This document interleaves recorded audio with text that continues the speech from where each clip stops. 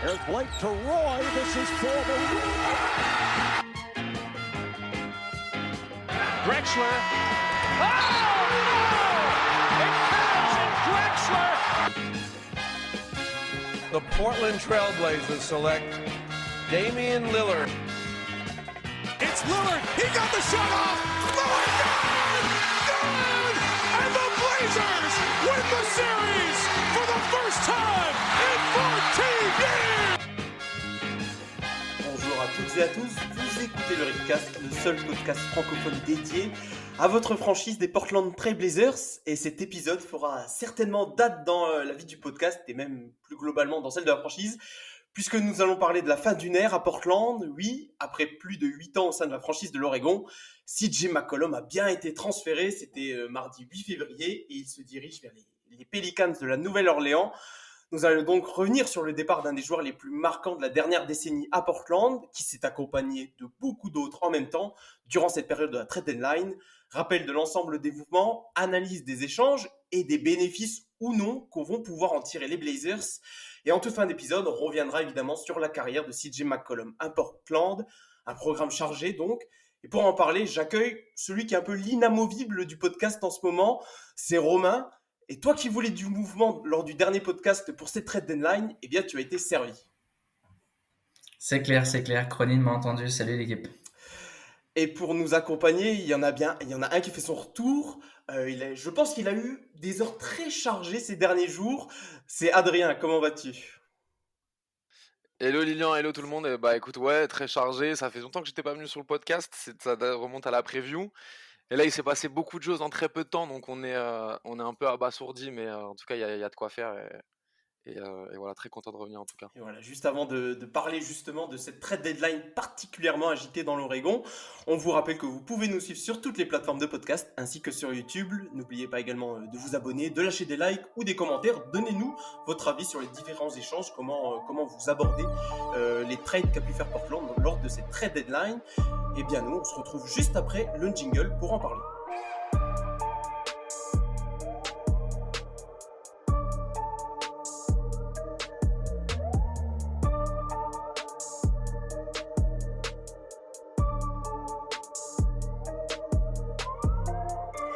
Neuf arrivées, 5 départs, dont pas des moindres. Voilà le bilan de la trade deadline chez les Blazers qui ont assurément animé cette période des transferts cette année. Alors, avant de rentrer dans l'analyse précise de chaque échange, je vais vous récapituler l'ensemble des transferts et tous les joueurs qui sont concernés. Alors, au total, il y a eu 3 échanges. Le premier est intervenu, c'était quasiment une semaine avant la date limite. C'était vendredi 4 février. Portland qui...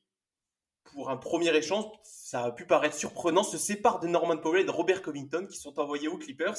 Et en échange, les Blazers reçoivent Justin Winslow, Eric Bledsoe, Keon Johnson, un jeune rookie, et également un second tour de draft pour l'année 2025. Ensuite, on a eu le, entre guillemets, blockbuster trade du côté de l'Oregon. C'était mardi. CJ McCollum envoyé chez les Pélicans avec dans ses valises Larry Nance Jr. et Tony Snell. Et en échange, les Blazers reçoivent Josh Hart, Nickeil Alexander-Walker, Thomas Satoransky, Didi Lousada. Un premier tour de draft 2022 protégé. On détaillera ça un peu plus tard, ainsi que 2 seconds tours de draft. Et enfin, le dernier échange, un échange un peu pour faire des petites économies. Portland reçoit Joe Ingles de Utah, Elijah Hughes également, il y a 2e tour de draft. Et dans cet échange, Portland a donné, c'était un échange à 3 équipes, Portland a donné Nickeil Alexander-Walker à Utah et a également échangé Thomas Satoransky aux Spurs. Alors, si vous le voulez bien, messieurs, nous allons, je pense, commencer par l'échange qui a fait le plus grand bruit et qui intéresse certainement le plus grand nombre de nos auditeurs. C'est CJ McCollum, transféré aux Pelicans. L'ère du backcourt Damian Lillard, CJ McCollum a donc pris fin en fin d'après-midi mardi lors de cet échange à 7 joueurs. J'ai envie de dire qu'on savait que ça allait arriver. On souhaitait, même la plupart d'entre nous, que cela arrive, que Portland fasse entre guillemets table rase du passé pour essayer de se donner de meilleures perspectives d'avenir, notamment à Damian Lillard. Malgré tout, j'ai envie de savoir là, c'était quoi votre première réaction mardi lorsque vous avez vu le trade ? Adrien, à toi l'honneur. Déjà temporellement, ça vient juste après le trade de Norman Powell. Donc ça veut dire qu'on s'attendait à ce que CJ bouge, mais en fait, on n'arrivait pas encore à savoir quel était le projet de Cronin. C'était de s'améliorer ou vraiment de tout péter. Là, vraiment, c'est la cassure qui s'opère et c'est le choc à ce moment-là. Même si, bon, il y avait eu quelques news qui étaient tombées quelques minutes avant. Quand la news tombe, enfin, quand la rumeur de CJ aux Pelicans tombe, vraiment, c'est euh, c'est le choc, même si on s'attendait et même si on souhaitait son trade depuis un long moment, plusieurs années même. Moi, je l'avais tweeté plusieurs fois que voilà, il fallait se séparer de ce duo-là. Ce duo-là avait atteint ses limites. Ça fait quand même un choc quand ça arrive. Quand on voit la contrepartie dans un premier temps, on se dit est-ce qu'on n'aurait pas pu récupérer mieux. Là, on vient d'apprendre sur la fin de la deadline que c'est lui qui avait plus ou moins choisi sa destination sur les quelques équipes qui étaient intéressées, avec notamment les Knicks et les Mavericks. Donc on se demande si on n'aurait pas pu récupérer mieux. Après, on récupère un premier tour dans le lot. Voilà, beaucoup de nostalgie avec le départ de CJ, parce que comme tu l'as dit, c'est 9 ans c'est ces 9 dernières années Enfin, c'est 9 ans, c'est un grand chapitre de 9 ans qui se termine, donc voilà, beaucoup de nostalgie. CJ a énormément apporté à la franchise, peut-être qu'on en reparlera un peu plus tard sur ce que CJ a fait sur la franchise, mais voilà, le choc. Mais après, voilà, on s'y attendait. C'est juste sur la contrepartie que moi j'ai été un peu déçu, où j'ai beaucoup taclé Cronin aussi. Je trouve ça dommage de lâcher Larry Nance là-dedans, même s'il fallait encore une fois faire de la place. Et ça a été le mot d'ordre, en tout cas sur cette trade deadline, de faire de la place et de libérer du cash pour cet été. Mais voilà le choc, mais il fallait que ça arrive. Il fallait que ça arrive. C'était dans la continuité du trade de Powell et Covington pour faire de la place pour Anne Fernie. Et c'est triste, mais c'est comme ça. Un choc pour Adrien, pour Romain, ce sera. Je vais pas être très original, je crois. Un choc aussi. Alors, peut-être pas juste sur le nom de CJ, parce que comme il y avait eu le trade 4 jours avant de Powell et Rocco, on s'y attendait. Mais c'est vrai qu'à première vue, la contrepartie, elle fait mal en fait. Parce que je pense que tous les supporters de Portland, même ceux qui étaient pas trop fans de CJ, je pense qu'on l'évaluait quand même un peu plus haut que ça. Et même si ça fait partie d'un plan à plus long terme, etc., et qu'on est au milieu de quelque chose, d'une reconstruction, etc., je pense qu'à première vue, comme ça, la contrepartie, elle a fait mal, elle a choqué un peu. Et puis après, petit à petit, ben ouais, il y a aussi quelques souvenirs qui sont remontés à la surface, hein, comme disait Adrien. CJ McCollum, c'est quelque chose dans l'Oregon, quoi. Et puis voilà, après quelques minutes de réflexion, quelque chose de logique finalement de la part de Joe Cronin. Est-ce qu'on n'avait pas surestimé la valeur de CJ McCollum? Et peut-être que aussi, ça fait quand même maintenant plusieurs années qu'il est dans les rumeurs de transfert. Est-ce que ça n'a pas aussi participé à peut-être au fur et à mesure faire baisser sa valeur? Et est-ce que tout simplement on n'a pas trop estimé sa valeur? Ouais, je pense que la déception elle est là parce que à partir du moment où il y a eu le trade pour Powell et Covington a été opéré, on savait que CJ allait bouger. Et on s'attendait à beaucoup mieux en fait. Ça veut dire que en fait pendant longtemps on a espéré un trade pour Ben Simmons ou pour d'autres, mais ça veut dire que quand t'as des joueurs comme Norman Powell, Robert Covington, CJ McCollum qui sont quand même des gros calibres, même Mary Lance Jr. qui est un joueur de rôle très, enfin enfin c'est un très bon joueur de rôle qui peut intéresser beaucoup de franchises. Robert Covington pareil, c'est des joueurs pour qui on a lâché quand même de gros assets, pas mal de premiers tours de draft pour des joueurs comme ça. On a lâché Gary Trent Jr. pour Norman Powell et CJ McCollum, enfin quand même, c'est quand même un sacré joueur. Enfin, tu te dis, on peut quand même récupérer un top joueur avec ça, quoi. Donc ça fait mal de se dire qu'on le récupère pour la contrepartie que tu as énoncé. Et même dans une optique de reconstruction, on aurait aimé, je sais pas, un jeune à fort potentiel, c'est pas le cas. En tout cas, pas dans le trade avec les Pelicans. Nickel Alexander-Walker a été refourgué au Jazz dans la foulée. Thomas Satoransky a été coupé. On a Josh Hart, qui est un bon joueur. Qui peut-être va s'intégrer, c'est peut-être un des rares joueurs qui est arrivé à la trade deadline et qui peut-être s'installer dans la rotation des Blazers sur les années à venir, à voir ce qui va se passer cet été. Mais après, un premier tour protégé entre la 5e et la 14e position, donc ça peut être aussi intéressant de se retrouver à la fin de la saison avec deux loteries pick. Mais pour ça, il faut que du coup les Pelicans n'aillent pas en playoff, ou du moins ne terminent pas dans. Enfin oui, n'aillent pas en playoff en fait. Donc, mais c'est un peu, comment dirais-je, c'est un peu l'ironie du sort, c'est qu'on leur envoie CJ, donc on les renforce. Et donc si on les renforce et qu'ils font les playoffs grâce à CJ, le pic ne nous revient pas, ou du moins ça se rebascule sur plusieurs années, ou je sais pas exactement, mais du coup on l'aura pas leur pic cette année.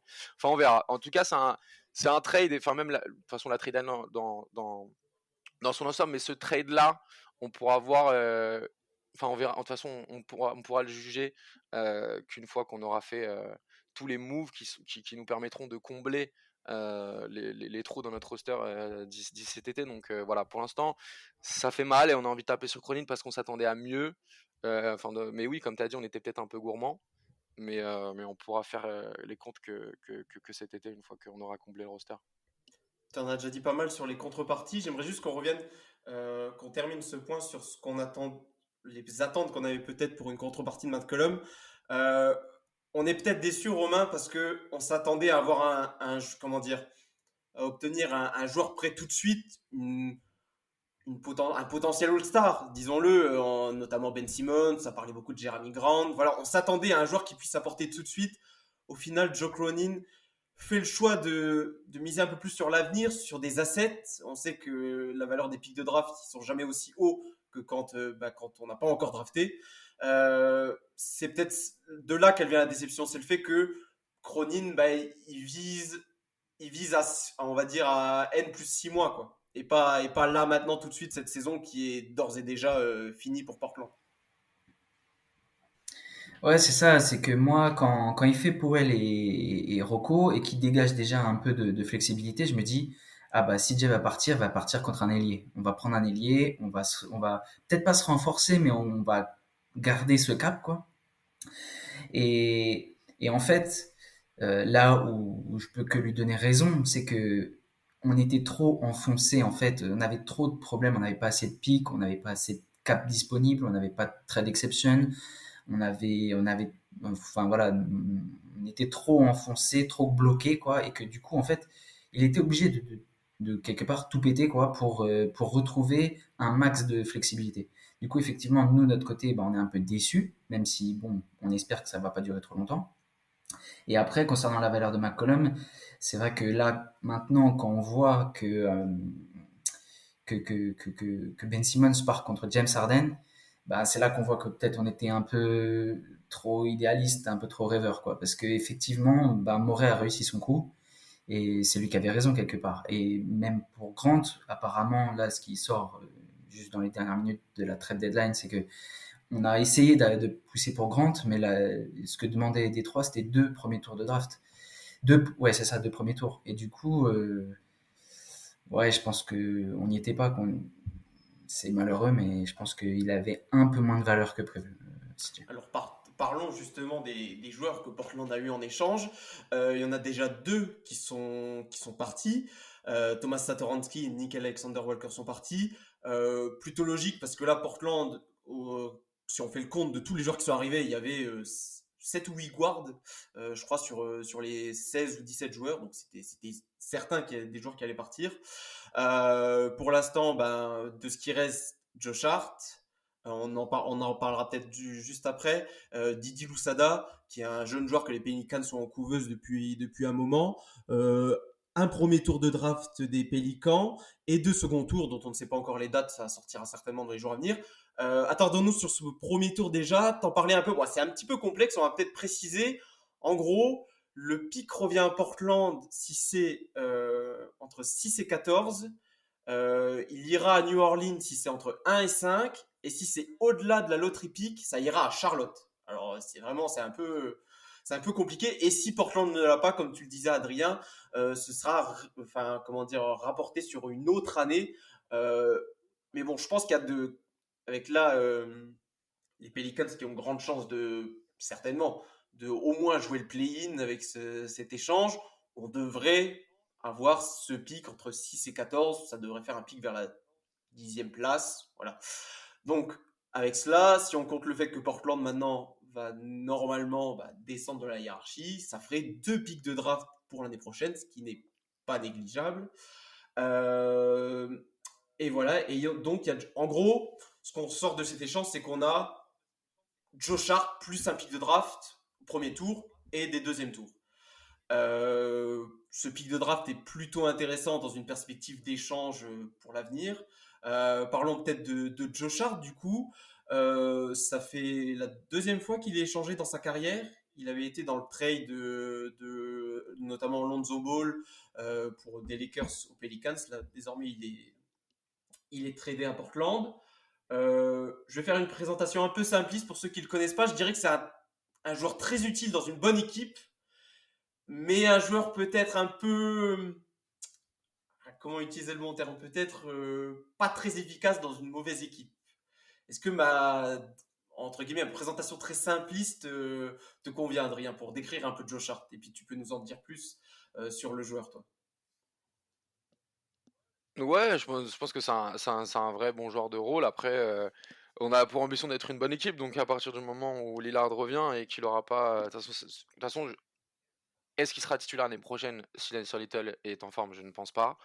Donc ça sera probablement un joueur de rotation et c'est un joueur de devoir, c'est un joueur qui défend bien, c'est un joueur qui met ses shoots, c'est un joueur qui a du hustle, c'est un joueur qui a beaucoup d'envie, beaucoup d'énergie. Donc oui, c'est pas une première option ou une deuxième option d'une équipe qui joue pas bien. Donc dans tout cas, c'est pas ce qu'on va lui demander. Nous, ses qualités, elles sont faites pour s'intégrer à l'équipe qu'on espère avoir l'année prochaine, c'est-à-dire un joueur juste un 3&D en fait, tout simplement. Et Même s'il a, même, même s'il a quelques qualités on-ball où il peut parfois prendre un peu ses responsabilités, c'est pas trop ce qu'on va lui demander, ou peut-être par séquence. Mais voilà, c'est un joueur qui est très utile dans l'NBA classique, qui peut défendre dur et qui a un shoot très correct. Et après, dans le profil, ces dernières années, c'est le genre de joueur qu'on dépeignait dans ce qu'on voulait potentiellement dans les free agents. Donc, ça ferait sens pour Portland de le garder, surtout qu'ils ont déjà viré la moitié des joueurs de ce trade. Donc, je les vois mal. Bon, Didi Lousada, on va pas vraiment le compter dans l'équation. Je pense qu'il va pas jouer un rôle prééminent et peut-être qu'il va même pas rester très longtemps. Donc, je vous vois mal nous séparer de tous les joueurs. Romain, je sais pas si tu es d'accord avec moi. Je pense que Josh Hart, qui a un contrat alors qui est payé 12 millions pendant encore 2 ans, mais ces 2 années suivantes là ne sont pas du tout garanties. Donc Portland a le choix de le garder ou non. Mais on peut se dire que s'ils l'ont ciblé quand même, ça devrait être un joueur qui devrait rester en tout cas dans l'effectif pour l'année prochaine. Ouais, tout à fait, je pense. À moins que cet été, on ait genre l'occasion de faire une grosse star et que ça soit tout d'un coup un asset qui peut être mis dans un package. Mais sinon, à part ça, je pense qu'il sera là parce que je pense qu'il va bien compléter notre backcourt. C'est un 2-3, donc il peut jouer en alternance avec Dame, Ant. Gros rebondeur, il est plutôt grand, donc pareil, on avait un effectif qui était vraiment petit, etc. Donc là, c'est très bien d'avoir ce genre de profil qui peut switch, poste 1, 2, 3, il peut défendre 1, 2, 3, parce qu'il est grand, il a de l'envergure, donc c'est pas mal. Aussi, je crois qu'il a des bonnes stats en transition, c'est un mec qui est bon pour finir en transition. Donc non, franchement, un vrai profil dont on avait besoin. Ouais. Ouais, intéressant, on a noté, je pense, l'éventualité de l'inclure dans un potentiel trade parce que c'est vrai que c'est le genre de joueur qui peut intéresser beaucoup d'équipes et notamment des équipes qui jouent le titre. C'est vraiment ce genre de joueur qui peut s'insérer à peu près dans n'importe quel effectif. Donc si Portland doit regarder, ils auront le choix. Mais peut-être si l'occasion se présente de le glisser dans un trade, Joe Cronin n'hésitera peut-être pas. Ce que je vous propose, c'est qu'on passe à un autre échange d'envergure qu'il y a eu dans cette trade deadline pour Portland. C'était le tout premier. C'est Norman Powell et donc Robert Covington qui font leur valise pour aller du côté de Los Angeles, qui vont essayer qui pour le coup là vont jouer le titre sur cette fin de saison. Et en échange, Portland a donc reçu, je le disais tout à l'heure, Justice Winslow, Eric Bledsoe et Keon Johnson, ainsi que deux seconds tours de draft. Est-ce que vous êtes d'accord avec moi si je vous dis que c'est un mouvement pour faire de la place à Anthony Simons, à la fois économiquement, mais aussi sportivement? Adrien.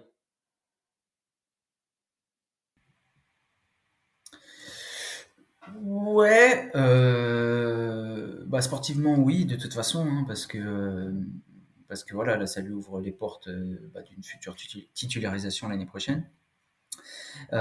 Mais aussi, je pense que pour le côté financier, c'est pas que pour lui, parce qu'on a créé des trade exceptions, etc. sur ce trade. Donc effectivement, l'ensemble nous permettra de signer Ant tranquillement cet été, mais je pense que ça peut tout à fait servir à d'autres moves dans le futur. Et d'ailleurs, si on est allé voir les Clippers, je pense que c'est aussi parce qu'on a vu que Bledsoe, son contrat, il est à 19 millions cette année et que ce contrat l'année prochaine n'est garanti qu'à hauteur de 4 millions. Donc je pense que c'est la possibilité de drop pas mal de salaire cet été. Et donc je pense que c'est aussi une des raisons pour laquelle on est allé voir les Clippers, c'est qu'on a récupéré Bledsoe dans ce trade. Adrien? Ouais, c'est ça, on lui a fait de la place. Enfin, économiquement, on a fait de la place pour beaucoup de monde parce que, enfin, on a fait quand même beaucoup de place. On fera les comptes après, peut-être quand tu reviendras dessus, Lilian, mais on a fait beaucoup de place pour tout le monde et notamment pour Anferny. Mais ouais, surtout sportivement, je pense que notre trade deadline dans sa globalité et notamment le fait qu'on finalement enfin, on tire un trait sur le pari qu'on a fait de bazarder Gary Trent Jr. quand même pour récupérer Norman Powell. C'est fort, mais c'est surtout en partie à cause ou grâce à l'éclosion d'Anthony Simons qu'on en vient à faire ça et c'est fort quand même comme message qu'on envoie de bazarder Norman Powell parce que CJ McCollum on s'en doutait mais enfin à la limite si tu veux sur une échelle des joueurs que je pensais les plus transférables il y avait Robert Covington et Yusuf Nurkic et juste après t'as McCollum mais Powell je le pensais vraiment presque intouchable en fait il venait de signer un contrat sur 5 ans et finalement on s'y attendait pas du tout et donc là c'est clairement pour faire de la place à Anferny qu'on a sorti Norman Powell parce qu'on se rend bien compte que les trois petits ensemble avec Norman Powell en 3 ça marche pas et on se voyait pas faire un 5 avec un axe Lillard, Anferny, Norman Powell. Donc c'était Norman Powell en 2 ou rien. Et bah ça sera rien puisqu'on décide de miser sur un backcourt Lillard, Anferny, Simon sur les années à venir. Donc c'est clairement pour faire de la place à Anferny, ouais. Et tu l'as laissé entendre. C'est marrant parce que c'est le premier trade que Joe Cronin a effectué en tant que nouveau general manager des Blazers. Et on a presque l'impression qu'il a voulu montrer que c'était désormais lui le patron parce que c'est quand même on tire un peu le trait sur deux paris que Portland a tenté de faire ces 2 dernières années. Norman Powell qui était voilà que tu l'as dit qui est venu en échange de Gary Trent Jr. et aussi Robert Covington pour lequel on avait donné 2 premiers tours à Houston. Donc Romain c'est un petit peu ça on en fait, on ne le savait pas à ce moment-là, mais en fait, ça a vraiment donné la couleur pour les échanges ensuite à venir, c'est-à-dire faire un peu de table rase du passé et prendre des assets et dégraisser également la masse salariale de Portland. Ouais, carrément. Bah, d'ailleurs, je pense que quelque part, comme ça impliquait pas CJ, il n'y avait pas le choc du nom, mais sur la contrepartie, je pense que là, c'était plus choquant au moment où il fait ce trade parce qu'il n'y a pas grand-chose, quoi. Vraiment, il n'y a même pas un premier tour de draft. Et du coup, ouais, c'était vraiment genre, ouais, je trouvais ça même sur le moment, c'était genre limite plus choquant, quoi. Et, et ouais, comme tu l'as dit, je pense qu'il y avait, pour lui, je pense que c'était juste le début du plan, quoi. Et qu'il avait déjà réfléchi bien en amont à ce qu'il voulait faire. Et puis il y a aussi un truc qu'on va pas trop développer aujourd'hui, mais il y a aussi la question de l'implication de notre actionnaire et notre propriétaire.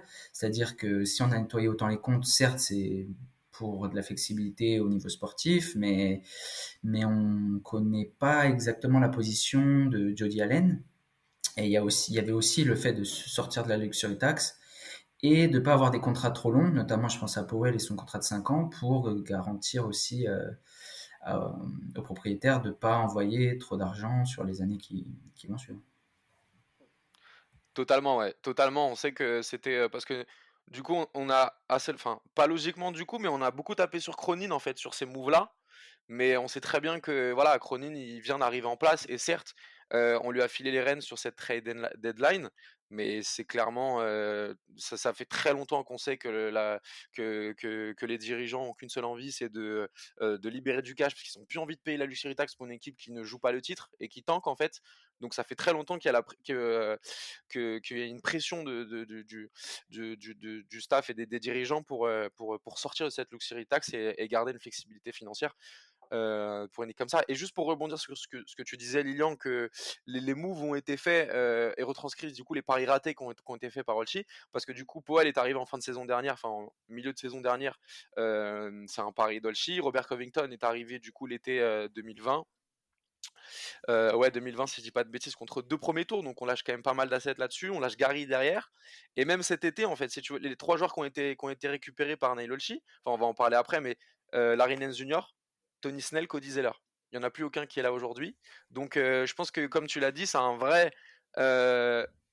Ça montre vraiment Cronin qui dit ça y est, maintenant c'est moi le patron, c'est moi qui prends les rênes et on met un trait sur ce qu'a fait Olchi par le passé. Donc il a fait un gros coup de nettoyage pour dire que ça y est, c'est le moi le boss. Et je pense qu'avec les moves, avec des moves pareils, parce que jusqu'à présent il était GM intérimaire, même si on lui confie la trade line, mais avec de tels moves, je ne vois pas comment la franchise ne peut pas lui offrir un poste de GM fixe pour la fin de la saison et même les quelques années à venir. Je pense que c'est vraiment, ça montre vraiment qu'on lui fait confiance et qu'on a envie que ça soit notre general manager pour les quelques années à venir. Ouais, c'est vrai que cette trade deadline, elle marque le fait que en fait, Joe Cronin sera le nouveau general manager des Blazers. C'est pas annoncé officiellement, mais avec les mouvements qu'il y a eu, c'est pas possible que ça parte dans une autre direction que celle-là. Et ouais, elle est bien loin à l'époque où Neil Olshey disait en début de saison que c'est l'équipe, enfin la meilleure équipe que Damian Lillard n'a jamais connue. Eh bien, elle n'est plus là. Donc, donc celle-là, en tout cas, c'est une phrase qui restera. Mais ouais, là, on savait que Portland allait faire des économies, mais on pensait peut-être pas à ce point-là. On parlait beaucoup de Covington, de Nurkic, d'enlever ces contrats-là, mais là, c'est vraiment, pour le coup, pouf, tous les gros salaires, à part celui de Lillard, ne sont plus là. Parlons peut-être des... Alors là, on a dit, la contrepartie peut-être encore, c'est peut-être autant CJ McCollum, bon, oui, la contrepartie n'est pas exceptionnelle.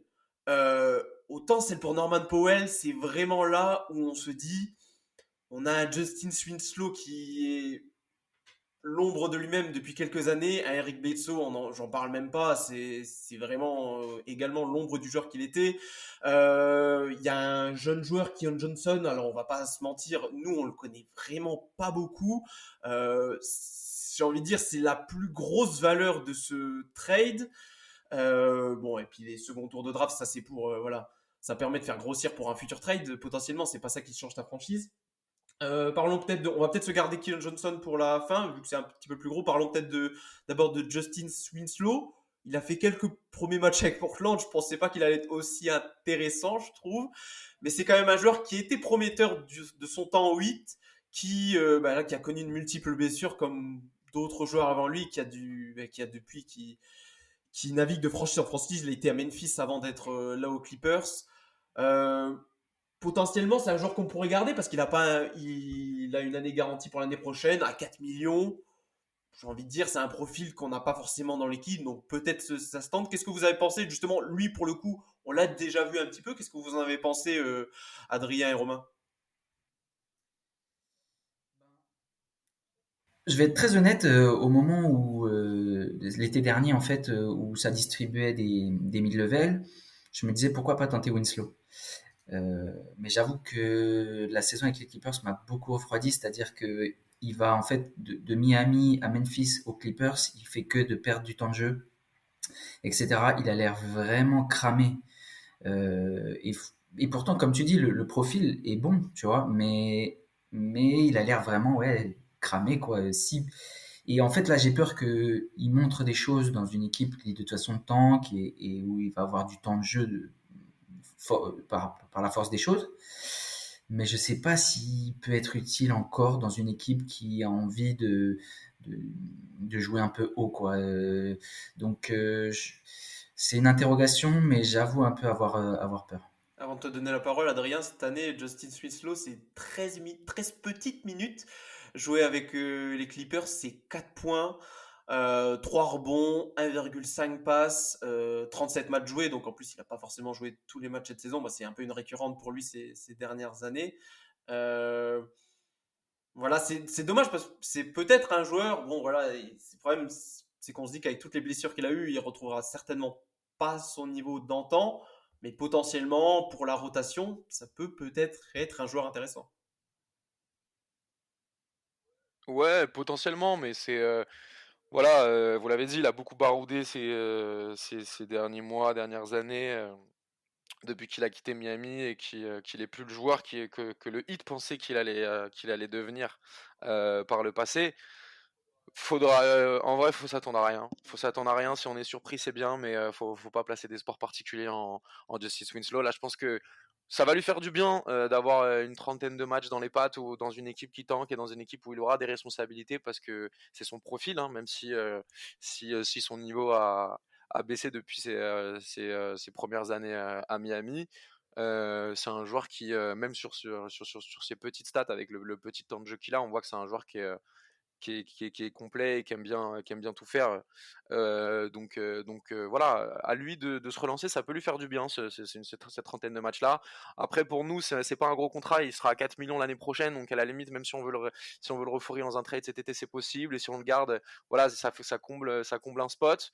Potentiellement dans la rotation, même s'il faut pas s'attendre à grand chose, mais dans tous les cas, voilà, c'est pas lui qui va nous peser sur le salary cap la saison prochaine, donc voilà, à voir. Moi, je place aucun espoir. Si on est surpris, c'est tant mieux. Voilà, et de toute façon, on pense que la franchise de Portland mise plus d'espoir sur le rookie que, que les Clippers avaient. Keon Johnson, alors drafté en 21e position de la dernière draft. C'était drafté par les Knicks et il a été ensuite échangé de la foulée aux Clippers. Bon, voilà, on l'a dit, on n'en connaît pas beaucoup. C'est un arrière. Enfin, c'est le type de joueur que Portland aime à développer, arrière explosif, qui a un tir encore à travailler, qui a un potentiel bon défenseur. Voilà, pas vraiment de ce côté-là, il y a une certaine continuité en tout cas de prendre ce type de joueur. Voilà, on verra ce que ça va donner à l'avenir. Je ne sais pas si vous avez un mot à rajouter sur lui, messieurs. Bah, je pense que c'est important de rajouter un mot parce que quand on regarde la gueule du trade, franchement, Il faut se donner un peu t'as un second d'espoir. tour de draft. Non, mais quand tu regardes, franchement, tu te dis, mais genre tout ce qu'on a donné pour avoir Rocco, on échange 2 first pick pour avoir Robert Covington. Norman Powell, on lâche Gary Trent Jr. On lâche quand même du lourd. Et en fait, quand tu lâches autant d'assets pour récupérer ces joueurs-là, t'espères quand même avoir pas la même chose parce que le contexte est différent et nos besoins sont différents. Mais enfin, tu te dis, putain, au moins, chopez-moi un premier tour, les gars. Et on se retrouve avec un second tour. Eric Bledsoe qui ne portera sûrement jamais le maillot de Portland et Justin Winslow sur lequel faut placer aucune attente. Donc en fait, je trouve qu'en fait, on a lâché beaucoup trop pour juste, entre guillemets, libérer je ne sais, je sais pas exactement combien de cash on a libéré dans cette affaire-là. Je crois que c'est 16 millions. Mais enfin, j'ai pas les chiffres en tête, peut-être un peu moins. Mais pour moi, c'est vraiment, enfin, ça fait vraiment très très mal sur le coup de se dire qu'on est lâché autant. Et du coup, Keon Johnson représente la pièce principale pour nous de ce trade-là, au-delà de l'argent qui a été récupéré et du coup qui nous a offert, enfin, qui va nous offrir cette flexibilité-là à l'avenir. Keon Johnson, ça veut dire on récupère pas de premier pick de draft, mais on récupère Keon Johnson, qui est un premier pick de draft 2021, et en lequel je pense la franchise et Joe Cronin en l'occurrence, qui, on le rappelle, avant d'être general manager, était du coup un des assistants de Neil Olshey et qui était surtout là pour la draft en fait. C'est lui qui a été à la base de la draft d'Anne Fernie, Nasir Little et tous ces gars-là. Donc je pense que Ken Johnson, c'est un profil déjà qu'il a suivi. Et je pense que s'il le récupère, c'est pas pour rien. Et c'est pas juste pour combler le trade et histoire de faire le truc, quoi. Donc je pense qu'il place quand même pas mal d'espoir en lui. Je connaissais, pour être honnête, pas du tout le joueur avant le trade. C'est pour ça que sur le moment, bon, j'ai dit un joueur finito, Winslow et des deux Malabar, je sais plus ce que j'ai sorti, mais parce que je connaissais pas le joueur. Je me suis trompé. Mais à culpa, apparemment, c'est un joueur avec un potentiel très très élevé, genre surathlétique, a le record de détente au NBA Combine, comme je l'ai dit. Et comme tu as dit, de toute façon, c'est un joueur qu'on va mettre en couveuse, donc voilà. Peut-être si dans 2-3 ans il explose, bah, peut-être qu'il aura eu raison de le faire, mais voilà. On va attendre de voir ce que ça vaut. Faudra être patient de toute façon dans toute l'appréciation de ce trade-là et de la trade deadline en général, il faudra être patient pour pouvoir vraiment tirer un bilan de tout ça. Mais Keon Johnson, c'est la pièce principale de ce trade. Et c'est la compensation du fait qu'on n'ait pas de premier tour de draft, je pense. Et aussi, c'est un peu long sur Keon Johnson, mais je pense que si on a bazardé Nick Alexander-Walker, c'est qu'on comptait plus sur Keon Johnson parce que c'est deux jeunes guards avec un profil plutôt similaire, même si Nick Alexander-Walker a montré déjà plus de choses. Si on garde Keon Johnson derrière, parce qu'il n'y avait pas la place pour deux jeunes guards, c'est qu'aussi on lui fait confiance. Donc je pense qu'on place quand même pas mal d'espoir en ce jeune-là que j'ai hâte de voir à l'œuvre. Et si on veut être encore un petit peu plus taquin sur ce trade, peut-être, c'est le fait que, d'accord, admettons que voilà, on fonde beaucoup d'espoir sur Keon Johnson, c'est un peu la pertinence parce que tu le dis, c'est pas un joueur qui sera prêt l'année prochaine, ou alors c'est un séisme. C'est un joueur qui sera prêt dans 2-3 ans. Donc, quid de 2-3 ans, ça correspond pas trop à la timeline de Damian Lillard. Donc, bon, là, je tire c'est ça qui fait je tire mal. sur un homme à terre, là. C'est ça qui fait mal dans ce trade parce que c'est vraiment c'est le trade annonciateur de on casse tout et on reconstruit. Et à ce moment-là, on se dit putain, mais déjà, est-ce que Dame est chaud pour ça? Et c'est pour ça qu'à ce moment-là, on se dit mais Cronin assassin, tu vois, parce qu'on se dit mais que va en penser Dame? Bon, derrière, on a appris que Dame évidemment est au courant de ce qui se passait et que Dame est en accord avec tout ça et du coup, la pilule est beaucoup mieux passée. Mais à ce moment-là, on se dit mais putain, mais on récupère pas de tour de draft dans cet échange-là. Et en plus de ça, on annonce une reconstruction avec Dame, tu vois. Enfin, il y a plein de choses qui collent pas et qui a fait qu'on a été énervé sur le moment. Mais plus les jours passent, plus la pilule passe un peu mieux et on a envie d'être patient et de voir ce que ça va donner dans le futur. Si vous le voulez bien, on peut passer au dernier trade. Qui vraiment celui-là, c'est aussi voilà, là pour le coup, on va pas s'éterniser là-dessus. C'est vraiment le genre de petit move économique qu'on peut avoir lors de la deadline. Les Blazers qui ont du coup refourgué Nickel Alexander-Walker ainsi que Thomas Satoransky, on ne comptait pas sur eux. Et Portland a reçu dans cet échange Joe Ingles qui est blessé jusqu'à la fin de la saison et qui sera free agent cet été. Elijah Youngs et un autre deuxième tour de draft. Donc voilà, en gros, dans l'affaire, on économise, si je résume un peu, on économise les 5 millions du contrat de Nickel Alexander-Walker. Thomas Satoransky, de toute manière, était free agent. Joe Ingles est free agent. Donc en gros, voilà, c'est ça. On récupère un nouveau choix de draft, un second, mais bon, c'est toujours ça. Et on économise 5 millions de dollars. J'ai envie de dire, c'est dans la continuité des deux mouvements précédents, faire des économies et puis se rajouter un nouvel asset supplémentaire. Ouais, totalement, il y a une trade exception. Non, un bon coup, puisque de toute façon, Ingles ou Satoransky, c'est pareil pour nous. On ne les aurait pas fait jouer. Donc, non, là pour le coup, c'est juste un petit coup de. Cronin était un expert du cap, et je pense que là, c'est vraiment l'expert qui a parlé, quoi. Alors, si vous le voulez bien, mais tu sais, on peut peut-être faire, on en a déjà un petit peu parlé, mais faire un petit peu une conclusion globale de cette trade deadline. Voilà, on est juste là, on vous le dit, on est juste une heure après que soit entre guillemets la trade deadline soit finie, que justement la deadline soit passée. Première question pour vous, messieurs. Je suis un peu taraudé sur cette question parce que voilà, justement, avec ce qu'on vient de dire, avec notamment Keon Johnson, on ne sait pas trop vraiment où se positionner. C'est difficile d'avoir je pense qu'on n'aura pas d'avis ferme et définitif sur cet épisode, sur un peu sur ce que veut véritablement faire Portland. Mais est-ce que vous penchez plus d'un côté ou de l'autre? J'avais noté en premier un peu question de conclusion. Est-ce que vous trouvez que ce sont des mouvements pour aider Damian Lillard tout de suite? Peut-être que cette réponse, elle viendra cet été, ou c'est davantage sur le long terme plutôt de la franchise en général, avec, voilà, on l'a dit, ces pics de draft et aussi, notamment, maintenant, Portland, il y a peut-être les hipsters des jeunes prospects, en tout cas, qui vont revenir vers nous, parce que là, quand même, on accumule avec Simons, avec Little, avec Greg Brown qui se monte de plus en plus, maintenant Keon Johnson, on commence à avoir pas mal de jeunes prospects, justement. Pour vous, vous pensez que ça prend quelle direction? Bon, je pense qu'on est quand même tenté de dire que ce sera pour aider Damian Lillard, ou alors c'est peut-être ce qu'on espère. Mais là, Joe Cronin, pour l'instant, il se laisse un peu, on va dire qu'il se laisse un peu une marche, quoi. Non, pour moi, c'est clairement un début de reconstruction, hein. Je pense que le trade est là pour aider Dame Lillard, mais pas sur du court terme. Et je pense que Dame est prêt à ça. Après, il faut voir ce Mais qu'on va faire cet été, reconstruction hein. partielle de 6 mois pour finir juste la saison et repartir directement sur des bases en termes d'ambition élevée pour la saison prochaine, ou tu penses que là, on va peut-être que la saison prochaine, on va resacrifier une année de Lillard? Ça dépend de ce qu'on va, de les moves ça dépend des moves qui vont être faits cet été en fait. Mais moi, voilà, on a libéré énormément de cash. On n'est pas un gros marché, donc qu'est-ce qu'on ambitionne en fait cet été? Est-ce qu'on pense vraiment qu'on va pouvoir attirer un gros poisson et un joueur All-Star et lui donner l'argent qu'on peut lui donner? Et est-ce que c'est ça qui va nous faire passer un cap tout de suite? Je sais pas. Yann Fernie-Simons, on a parlé il va être intronisé dans le 5 majeur avec dans le backcourt avec Lillard, ça fait plus aucun doute. Mais il y a sûrement aussi Nasir Little à qui qu'on n'avait pas non plus envie. Enfin, je pense qu'on n'était pas prêt à lâcher du Anthony Simons et du Nasir Little pour récupérer les gros poissons qu'on aurait pu récupérer. Donc, je pense que c'est qu'on a envie de se donner du temps. Donc, oui, je pense que l'année prochaine, on n'arrivera pas avec l'ambition d'être contender. Non, non, non, je pense pas que. Et je pense que Lillard le sait et qu'il est prêt à sacrifier une année pour préparer le terrain de l'après Dame en fait et préparer la reconstruction. Donc c'est un sacrifice qu'il fait, mais d'un côté c'est bien aussi pour nous parce qu'on prépare aussi l'après Dame et qu'il faut y penser parce qu'il va avoir 33 ans et que son prime n'est pas éternel. Mais malheureusement, je pense qu'on sera sur une saison de plus. Alors après, j'espère une saison avec des surprises où les jeunes sont monstrueux, hein, mais si tu regardes le 5 majeur, c'est quoi? C'est Lillard, Simons, Nasir Little. On ne sait pas qui est-ce qui sera associé à Nasir Little sur les ailes et tu auras Nurkic en 5.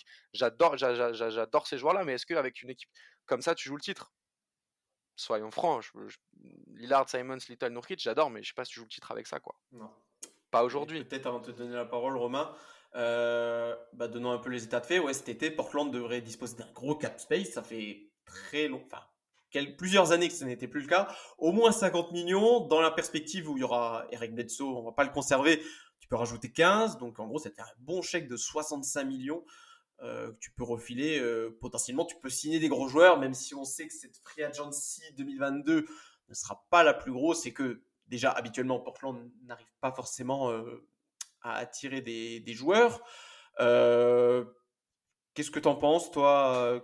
À quel moment il faut peut-être s'attendre, Romain? Est-ce qu'on pourrait bouger dès la draft, avec notamment, on en parle, ces deux premiers tours pour potentiellement attirer quelqu'un?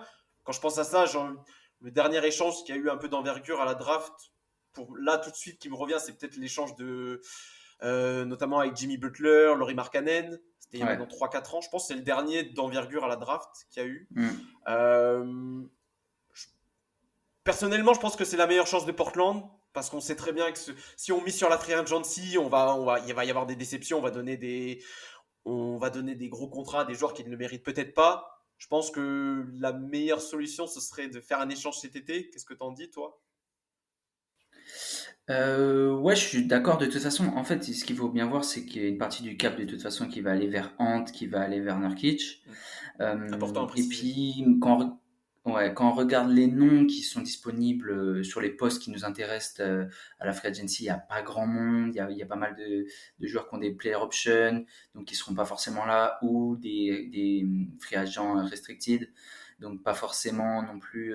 Je pense à Miles Bridges, par exemple, donc qui peut être retenu par Charlotte. Mais la flexibilité, elle te sert pas qu'à ça. Il y a pas mal de trade exception, etc. Donc ça veut dire qu'on peut se glisser dans pas mal de trades à droite à gauche, être des facilitateurs de trade, récupérer des joueurs, pas forcément le meilleur joueur des trades, mais récupérer des joueurs de rôle autour, etc.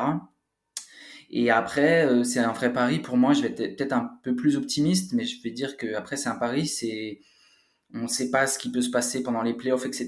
Une équipe qui casse, une star pas contente, un mec énervé qui veut bouger, etc. Et pour le coup, on a pas mal d'assets, quoi. On va sûrement avoir des hauts pics de draft. On va avoir de la place pour encaisser. On va avoir quelques jeunes pour envoyer potentiellement. Donc, c'est un vrai pari. Je pense que c'est pas un pari risqué dans le sens où si tu n'y arrives pas, comme disait Adrien, de toute façon après tu repars sur les jeunes, Ant, Nas, etc. Mais tu peux tout à fait avoir un coup de chance où tout d'un coup il y a une star qui est disponible et t'en profites et du coup dès l'année prochaine tu repars vers peut-être pas contender, mais outsider, quoi. En fait, je pense que notre été va beaucoup dépendre de nos picks de draft. Tout à l'heure, on a mentionné le pick qu'on a récupéré dans l'échange avec les Pelicans. Il est protégé 5-14 et après, bon, il y a pas mal de spécificités, mais en fait, pour faire simple, les Pelicans n'auront jamais un top 5 choix de draft parce qu'ils vont gagner trop de matchs pour ça. Mais en fait, c'est simple, s'ils font les playoffs, le pick nous revient pas, et s'ils font pas les playoffs, le pick nous revient. T'as été très optimiste tout à l'heure. Play-in, on sait pas ce qui peut se passer. Il y a un espèce de range avec les Wolves, avec les Clippers, avec les Lakers. Les Pelicans peuvent se faufiler là-dedans et terminer 8, tu vois, tu sais pas. Et à Ça ce dépend moment-là, beaucoup du retour de le pick Zion nous passe aussi. sous le nez.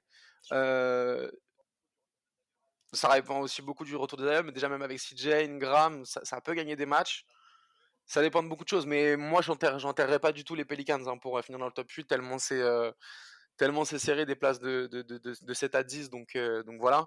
Et après il y a notre pick aussi, c'est-à-dire que on peut se retrouver avec un pick 10, on peut se retrouver avec un pick 5, voire même mieux si on fait que perdre jusqu'à la fin, tu vois. Enfin, tu sais pas avec quel pick tu peux te retrouver, donc ça peut te faire en fonction de la QV qui arrive. Admettons si tu as un tiers avec 3, genre, enfin là il y a un tiers qui se profile, après ça sera encore différent à l'issue de la draft, mais admettons on chope un top 4 et du coup tu as des joueurs sur ce range là comme Chet Holmgren ou Paolo Banchero ou d'autres qui peuvent se faufiler. Bah là ça peut être, est-ce que j'ai pas envie de drafter un gars comme ça du coup et penser peut-être un peu plus long terme. Enfin tu vois, il y aura plein de choses qui vont qui vont dépendre pour moi des picks qu'on aura à la draft cet été en fait.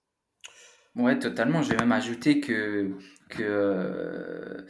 si on a 2 picks, on peut même monter à la draft et piquer, mettons peut-être, je sais pas, top 3 selon l'équipe qui sera dans les 3 premiers à la loterie, quoi. Donc, ouais, il y a plein d'options, plein de chemins à explorer, je pense. Et à ce moment-là, si on arrive à monter top 3, est-ce que tu te dis, est-ce que j'ai pas envie de drafter un Banchero ou un Holmgren ou un mec comme ça, ou est-ce que avec un top 3, par contre, là, top 3, tu peux rajouter du Josh Hart, un joueur de complément comme ça, là, tu peux aussi attirer une vraie grosse star. Donc, il y aura des choix à faire, mais dans cette optique de reconstruction, voilà, il y aura des choix à faire. Ça va dépendre si ça se trouve que Cronin, parce qu'on l'a dit, hein, Cronin, ça fait très très longtemps qu'il est dans le staff, je crois que il était même là avant Olshi, je crois que ça fait 12 ans qu'il est là. C'est toujours lui qui s'occupait de la draft. On a toujours mis le crédit sur Olshi, mais ça a toujours été l'assistant sur la draft. C'est lui qui a été nous dénicher toutes les pépites du second tour, Anthony Simons, même plus récemment Nasir Little et d'autres. S'il crush sur un mec depuis des années et que il le veut, bah peut-être qu'il se dit bah ok, en fait je vais drafter ce mec là en 2 ou en 3 si on arrive à récupérer un pick comme ça et juste le faire starter day one et arriver avec une line-up, je dis n'importe quoi, hein, mais genre Lillard, Simons, Nasir Little, Banchero, Nurkic en fait, tu vois, et se dire vas-y on se laisse 2 ans, tu vois. Enfin il y a plein d'options pour cet été, mais même s'il y a beaucoup de nostalgie et même ça fait très bizarre de voir tous ces gros joueurs arriver pour l'instant pas grand chose, on a l'impression de se faire pour l'instant. Il y a quand même un côté assez excitant à se dire putain qu'est-ce qui va se passer cet été, etc. Et il y a plein d'options qu'on a hâte de. Enfin, moi en tout cas personnellement j'ai hâte de voir ce qui va se passer cet été. Bah, c'est certain qu'il va y avoir du changement. Après, si je comprends bien vos positions, vous ne serez pas déçus, entre guillemets, si on part, parce que moi je le serais en tout cas, s'il n'y a pas de mouvement et qu'entre guillemets, les joueurs qu'on pique à la draft, on les garde, on veut les développer. Moi je trouve quand même que, enfin je veux dire, Lillard, là, sa date de, entre guillemets, de péremption, elle commence à venir. Je veux dire, on peut plus se dire, là vraiment, je veux dire, c'est entre guillemets, hein, ça se trouve, ce sera plus, hein, on espère. Mais entre guillemets, il lui reste 2 ans à plein potentiel, quoi. Moi, franchement, s'il n'y a pas de mouvement cet été, moi, je serais très. Enfin, je dirais, là, il prend un pari. Je pense qu'il fallait le prendre, ce pari. Je pense c'est une bonne solution de le faire. Mais s'il n'y a pas de résultat derrière, ou en tout cas, si le résultat, c'est de se dire, on va développer nos jeunes prospects, pour moi, il y a quelque chose qui ne va pas avec le fait de garder Lillard, en fait. Ouais, mais si ça se trouve, tu vas te retrouver.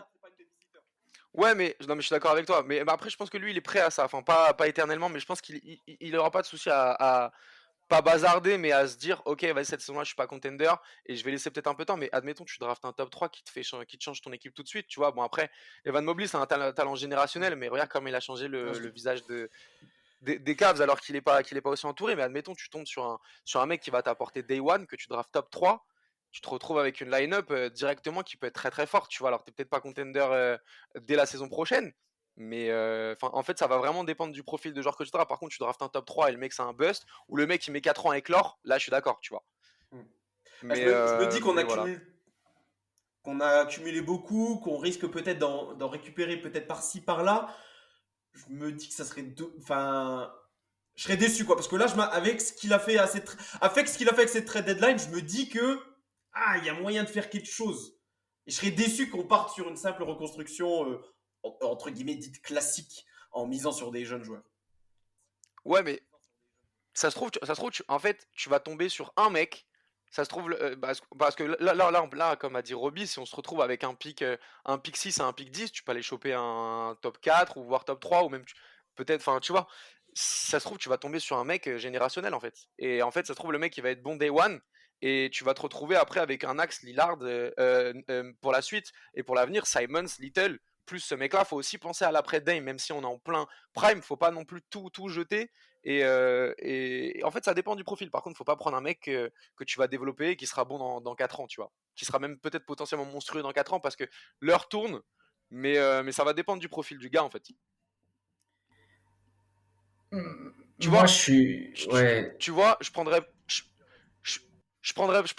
pas un joueur comme Chet Holmgren, tu vois, par exemple, typiquement. Ah, moi, je le prendrais. Ouais, mais si tu le prends, là, tu dis à Dame, vas-y, on sera pas bon tout de suite, en fait. Tu vois. Je sais pas, parce que moi, je me base sur un peu ce que j'ai vu d'envergure, et ils ont sorti une vidéo sur quelques prospects. Ouais. Et ils disaient que c'était un peu Mobley-like, quoi. Donc, en tout cas en défense. Sur le profil de joueur, mais pas sur le côté ready, tu vois. Ça veut dire que là, pour le coup, par rapport à ce que disait Lilian, genre Chet Holmgren, il va pas être bon day one comme les Mobley, tu vois. Ça sera peut-être Mobley dans 3 ans, tu vois. Peut-être, ouais. Et là, par contre, ça me pose problème, tu vois. Après, est-ce qu'on s'attendait à ce que Mobley soit aussi vite, aussi bon, mais... C'était un peu la surprise aussi, quand même. Moi, je te rejoins mais dans le sens où... Mais c'est pas sur les moves que fait Cronin, en fait. C'est-à-dire, la déception, elle fait que Olshi a pas préparé le prime de Lillard correctement. Maintenant, Cronin fait un move j'ai envie de te dire, un move qui peut aller dans les deux sens. Mais maintenant, il est aussi, il est sous, en gros, il peut que attendre, en gros, qu'une star d'une autre équipe veuille partir, quoi. C'est-à-dire que on va être limité par les opportunités qui vont se présenter à nous, en fait. Et ça, c'est pas Cronin, c'est pas dû à son choix. Lui, il fait le choix d'être prêt s'il y a quelque chose qui se passe. Et s'il se passe rien, il se passera rien, mais ça sera pas de sa faute, quoi. En tout cas, il se donne le choix. Pour l'instant, on peut pas dire lequel ça sera. On le saura à la fin de l'été. Soit le choix de la reconstruction, soit le choix d'essayer d'attirer une All-Star et de surfer sur le prime de Dame.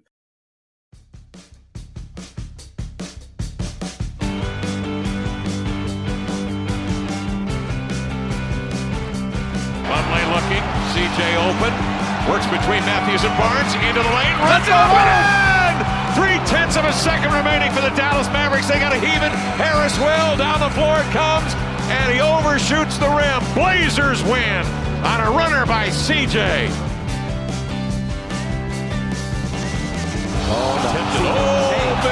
DiVincenzo tying up.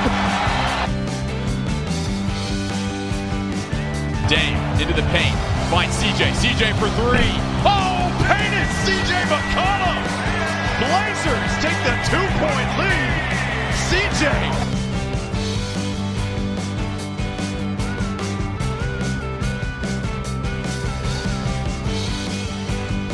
I want to start with CJ McCollum. CJ, you've been playing great for the Portland Trailblazers over the last week and a half. What's going on with you? Well, we're missing an all-star in Damian Lillard, so.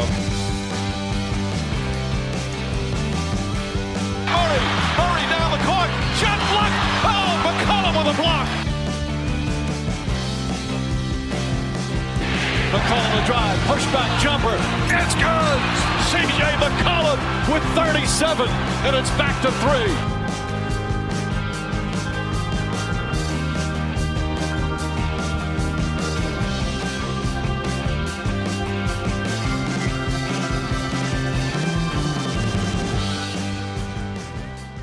terminer cet épisode spécial trade deadline, je voulais qu'on finisse quand même, qu'on dise plus qu'un mot sur CJ McCollum quand même, parce qu'il a marqué la dernière décennie, on peut le dire, des Trailblazers. Je vais rappeler un petit peu son histoire avec la franchise et puis quelques chiffres aussi. Donc drafté en 10e position par Portland l'année après Lillard en 2013. Alors il explose pas tout de suite, il explose 2 ans après lors d'une série de playoffs face à Memphis, dans laquelle il se révèle. L'année suivante, bam, c'est son trophée, l'année où il obtient le trophée de MIP, première saison à 20 points de moyenne, et ensuite, à partir de là, et en tout cas, il enchaînera en tout avec cette dernière comprise 7 saisons à 20 points de moyenne, donc ce qui est totalement respectable. Au total, pour la franchise des Portland Trail Blazers, c'est le 5e meilleur marqueur, le 8e meilleur passeur et le 2e au nombre de 3 points convertis, à 37% de réussite à longue distance. Donc ça vous classe un petit peu le bonhomme qui est, je pense on peut le dire, dans le top 15. Peut-être qu'il craque le top 10 de la franchise. Bon, ça, voilà, c'est un débat pour une autre fois, mais je voulais qu'on parle un petit peu de nos souvenirs de CJ McCollum, ce qu'il était en tant que joueur, mais aussi en tant qu'homme, parce que c'était pas qu'un simple joueur, on peut le dire. Pour Portland, c'est vraiment le genre de joueur qui a une vraie personnalité. On va peut-être commencer avec toi, Adrien. Qu'est-ce que toi tu vas retenir du long passage d'Anthony, lapsus de CJ McCollum avec les Blazers? Déjà j'aimerais qu'Anthony reste au moins aussi longtemps que CJ, déjà ça serait pas mal, et si en plus il peut nous permettre d'atteindre les finales de conférence à nouveau, ça serait fou. Non, déjà la première chose qui me vient en tête, même si c'est obvious, c'est vraiment cette série contre Denver avec ce Game 7 qui nous emmène en finale de conférence. Et en vrai, c'est ce qui était notre meilleur résultat sur les 20 dernières années. On n'avait jamais atteint ce stade-là, et il est juste monstrueux quand Lillard a été défaillant. Même si Lillard face à OKC juste avant, on s'en souvient. Enfin bref, c'est le héros de la série qui nous a permis d'atteindre le meilleur stade sur les 20 dernières années de notre franchise, et c'est peut-être un des meilleurs moments, si ce n'est le meilleur moment qu'on a vécu, et peut-être qu'on vivra en fait tout court pour encore plusieurs années en tant que fan des Blazers. Donc voilà, ça restera gravé, et pour le joueur, voilà, toute on a souvent dit que c'était quelqu'un d'irrégulier, mais quand tu vois qu'il fait autant de saisons à 20 points, que le mec c'est un score naturel, c'est un score incroyable. Voilà, sa panoplie elle est dingue. Après, son association avec Day, même si elle a eu ses limites et qu'il fallait dans tous les cas se séparer de CJ, voilà, ça reste un des bas courtes les plus marquants de notre génération et de notre ère. Donc voilà, comme tu l'as dit, pour moi c'est peut-être pas intrinsèquement, mais en tout cas pour ce qu'il a fait et pour tout ce qu'il nous a apporté. Comme tu l'as dit, c'est le 9e joueur à avoir fait le plus de matchs sous notre maillot. C'est quand même le héros de cette série contre Denver qui nous amène en finale de conférence. Pour moi, c'est un top 10 all-time des Blazers. Voilà, son maillot sera retiré, son maillot sera tout en haut du Moda Center, et voilà, on retiendra même si ça c'est un peu bateau, le vrai good guy qu'il est en fait aussi. CJ, moi je pense à ça aussi tout de suite quand je pense à CJ, donc voilà, et l'attaquant formidable, élégance, et tous ses moves, je pense que il sera beaucoup plus respecté sans Dame, et si tu le files, je pense que voilà, j'ai tweeté aujourd'hui, mais si le mec c'est un mec, si tu l'avais mis dans un gros marché, ça aurait été une superstar en fait. Ça aurait été une superstar, il aurait peut-être déjà eu un titre de All-Star, c'est ce qui lui manque. J'espère qu'il l'aura sur ses prochaines années, en tout cas on lui souhaite que du bon, et ça va manquer quand même, parce que 9 ans c'est long. Pour corroborer ta description générale de McCollum, Mike Richman de Lockdown Blazers disait que c'est entre guillemets, il utilisait l'adjectif de nice pour décrire McCollum, à la fois pour ce qu'il est en tant que joueur, pour ce qu'il est en tant qu'être humain. Et je pense que c'est un peu la conclusion qu'on peut dire, c'est vraiment un bon gars, McCollum. Qu'est-ce que toi tu retiens de son épopée chez les Blazers, Romain? Que c'était un de nos leaders en fait, tout simplement, quoi. C'est dire, au-delà de son jeu, etc., c'est vraiment un mec avec du caractère, quoi. Un mec qui avait pas peur, qui allait, qui se montrait dans les grands moments. Bon, il y a eu aussi quelques petits fails, mais bon, c'est normal, c'est en NBA, tu as toujours des hauts, des bas, mais ouais, dans les gros moments, il était là. Il se cachait pas, il prenait ses responsabilités. Et ouais, ça, Clutch. clutch, effectivement. Et ouais, non, c'était, enfin, franchement aussi un plaisir à regarder jouer. Franchement, quand il est dedans, c'est incroyable, quoi. Les paniers difficiles et tout, c'est fou. Et puis, c'est aussi un gars drôle, je trouve. Moi, il m'a fait rigoler à 2-3 moments, des interviews de fin de match. Il y a la vidéo en visio avec Dame qui est incroyable. Franchement, je la conseille à tout le monde d'aller la regarder, c'est fou. Donc non, franchement, un mec important et qui nous aura fait kiffer, quoi, au final. Bah, je pense que c'est le plus important en tant que fan. On adore ces joueurs qui nous font à la fois qui font gagner notre équipe, mais qui en même temps nous procurent des émotions. Et je pense que McCollum, il faisait ça avec son jeu très. Enfin, tout simplement, c'est un esthète de la balle orange, capable de marquer.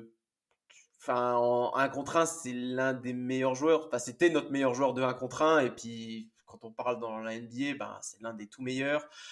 Si j'avais noté plusieurs choses pêle-mêle, si je peux les dire, c'est vrai que Dame prenait souvent la lumière, mais McCollum, c'était peut-être notre joueur le plus constant en playoff. Alors, souvent en saison régulière, il a eu des hauts et des bas. Mais en playoff, je trouve que c'était souvent le plus. En fait, Dame, il avait ses séries où il pouvait être très haut et des séries où il pouvait être un peu plus bas. Je trouve que McCollum gardait à peu près une certaine constance sans être trop haut. Si son pic, c'est bien sûr le match 7 contre Denver. Mais je trouve que même, tu vois, tu parlais de cette série-là, mais je trouve même contre OKC la même année, il est aussi très bon, je trouve. Comme Dame, mais Dame avait eu quelques difficultés par la suite. Qu'est-ce qu'on peut rajouter sur lui Il y a Memphis en play-in. Ouais, c'est vrai. Et, où il est très très bon. Et c'est vrai quelque chose qu'on peut ajouter qui est plutôt rare de nos jours, un joueur calibre All-Star. Voilà, il l'a pas encore été, mais on peut dire que c'est un calibre All-Star qui a toujours accepté ce rôle de lieutenant et qui était même très bien avec ça. Non, je te vois grimacer, Adrien. T'étais peut-être pas d'accord? Sur le principe, si tu le mets, si tu le mets en tant que option numéro 1, en tout cas d'un bac courte, pour moi, il est calibre All-Star. Mais le problème, c'est qu'avec Dame, son apport, c'est pas l'apport d'un All-Star. Tu vois ce que je veux dire? C'est-à-dire qu'intrinsèquement, c'est un calibre All-Star. Quand tu vois les mecs qu'ils sont, à l'Est notamment, mais si tu veux, avec Dame, je pense qu'il aurait jamais pu être All-Star parce que son rôle est tellement limité. Je sais pas comment expliquer. Enfin, l'apport qu'il a, c'est pas l'apport d'un All-Star en fait. Mais il aurait pu revendiquer peut-être de partir pour devenir justement une option 1. Peut-être. Il s'est toujours bien senti dans son duo. Après, totalement. C'est ça. En fait, c'est le truc, c'est que au final, leur profil était trop proche en fait. Et du coup, c'est ça aussi qui fait qu'ils se séparent aujourd'hui, c'est que McCollum apportait pas des trucs qui manquaient à Lillard, de la défense et d'autres trucs comme ça. Et du coup, c'est ce qui fait aussi que il n'a pas eu forcément l'occasion de en fait, il brillait qu'au moment où Dame avait ses petits problèmes de scoring. Mais ouais, voilà, c'est ça. Et du coup, il n'avait pas d'autres endroits du jeu où il pouvait briller, juste lui, quoi. Non, mais c'est ça a toujours été le grand problème des deux, c'est que ça fait doublon, en fait, ils se marchent dessus, c'est-à-dire que les qualités de CJ, c'est les qualités de Dame, sauf que quand t'as un joueur comme Dame, la balle, tu vas lui donner à Dame, en fait, donc ça veut dire que si tu veux, sur le poste 2, t'attends de la défense, comme l'a dit Romain, t'attends d'autres choses, du scoring aussi, mais t'attends pas d'un mec qui a pour grande force d'être un excellent joueur de basketball balle en main quand t'as Dame, en fait, donc ça veut dire qu'en fait, il y avait une grande partie de son potentiel qui n'était pas pleinement utilisé et que s'il l'avait pleinement utilisé dans une autre franchise en tant qu'option numéro 1, là il aurait été All-Star et il aurait pu prétendre à ce titre-là.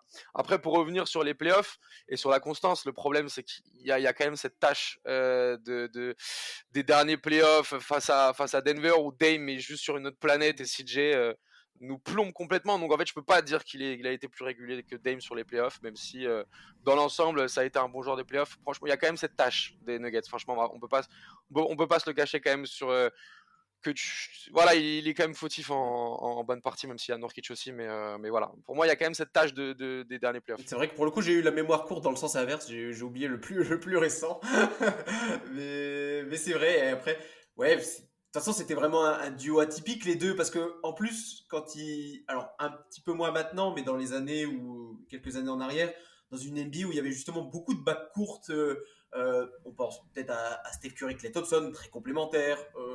Il y avait aussi John Wall, Bradley Beal, qui étaient aussi plutôt très complémentaires sur le papier. Là où Lillard, McCollum, en tout cas, la complémentarité ne sautait pas du tout aux yeux. C'est le moins qu'on puisse dire. Donc voilà. Je pense que leur complémentarité, en fait, c'était plus sur le côté mental, etc. C'est-à-dire que même si Dame est le patron, il est un peu laid back, tranquille, tout ça. CJ est un peu plus volontaire, un peu plus, je pense, un peu plus peut-être grande gueule, tu vois. Et je pense que c'est là-dedans qu'ils se complétaient le mieux, je pense, en fait. C'était deux patrons de vestiaire avec des rôles différents, et je pense que c'est là où ils se sont le mieux trouvés, quoi, en fait.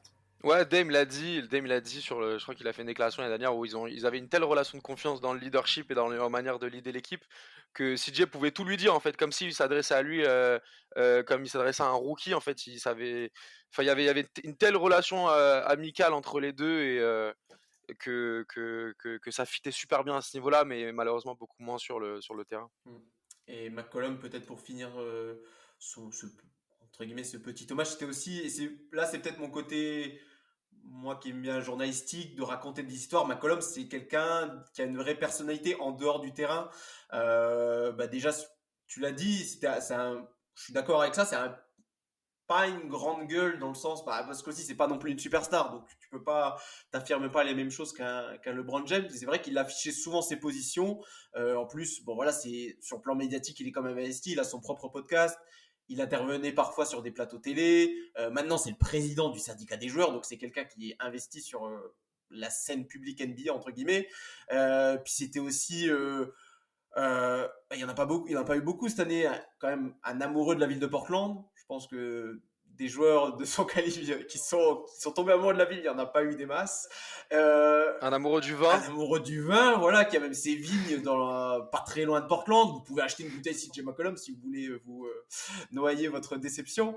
Mais voilà, c'est aussi pour ça que T'as un code promo T'as un code promo sur le vin de CJ McCollum? Malheureusement, je l'ai pas. Peut-être qu'on lui glissera un DM, peut-être qu'il nous en enverra, mais c'est aussi pour ça que moi j'aimais bien McCollum, parce que vraiment sur tous les plans, en fait, si t'aimais pas le joueur, tu pouvais peut-être te retrouver dans l'homme, et inversement, si t'aimais pas l'homme, tu pouvais te retrouver dans le entre guillemets beau joueur qu'il était.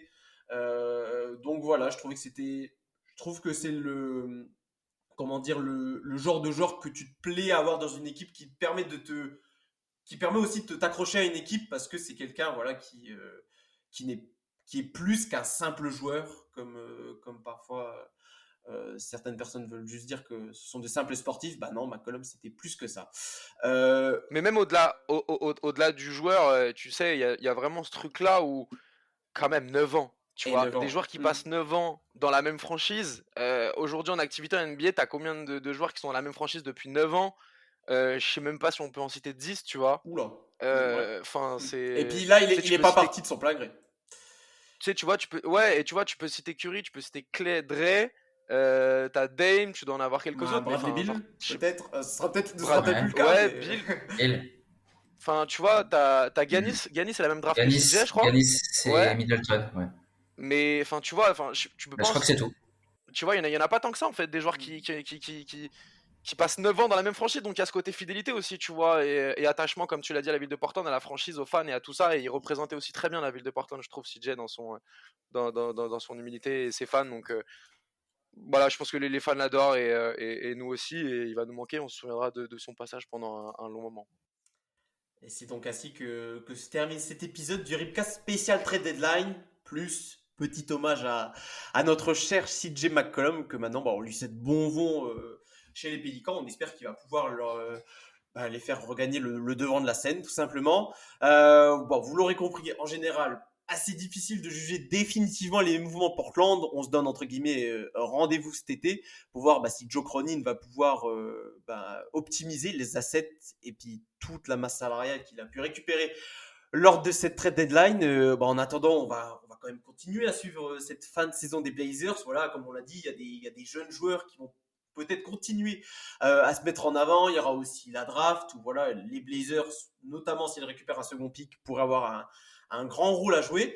En attendant, on vous remercie pour votre écoute. Merci à vous deux, messieurs, d'avoir été présents dès la fin de la trade deadline pour tout de suite disséquer l'actualité de nos Blazers. Voilà, comme je le disais en début d'épisode, n'hésitez pas à nous laisser des commentaires, voilà, pour nous donner votre avis. On sera très intéressé d'en débattre également. Vous pourrez en débattre sur Twitter avec Adrien. Et puis nous, en attendant, on vous donne rendez-vous au prochain épisode. Bye bye. Salut. Ciao, ciao les gars.